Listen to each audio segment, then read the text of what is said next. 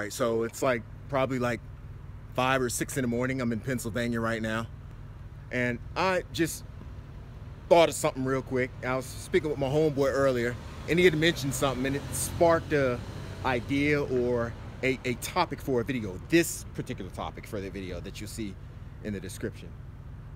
Hey, shout out to Split Soul. This video was pretty much conceived or produced by Split Soul. He produced the concept of it.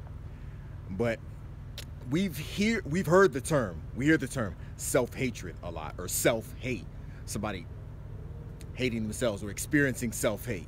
Now, when that term is often used just in the general sense, it's more of a characterization in the pejorative sense, but a characterization of an individual who is dissatisfied with the social group that they identify with, or the demographic, or any group that they identify with, and they are dissatisfied with how that group is perceived.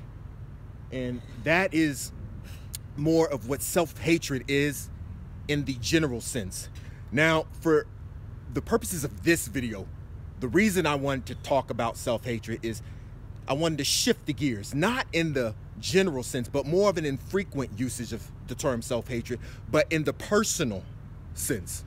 So in the personal sense, self-hatred, I do believe that it can be extremely useful in terms of allowing yourself to feel a certain way, and for the moment, for that specific moment, referencing that way that you feel and motivating yourself to consistently feel that way, or to stay away from that specific feeling. Now, or excuse me, in this context, self-hate, you are going to experience a certain thing and go through a certain feeling in order to not go through that feeling again. That's what I meant to say. Kind of got tripped up there for a second. But, so, Split was talking about, shout out to Split Soul, how sometimes he would go to the club, or sometimes he would hang out with friends. And at that time, he knew that he was being unproductive, and he hated that feeling. It was horrible. I feel that way when I'm coming down with some type of an illness or cold, or I get sick. I hate that feeling. It's sort of I create I don't want to feel like this. Sort of like a self-hate. I hate myself for feeling like this. Not literally I hate myself because of my appearance, but I hate myself because of the condition or the position that I'm in. Whether it was a position that I put myself in, or it was a position that I'm in due to no control of mine. So I feel like thinking about self-hatred in that context can be extremely useful, extremely beneficial, from deterring yourself from certain or feeling certain ways or going to do certain stuff. I really do. And it was profound that when Split said, man, like I do some of this stuff and I just hate myself for it.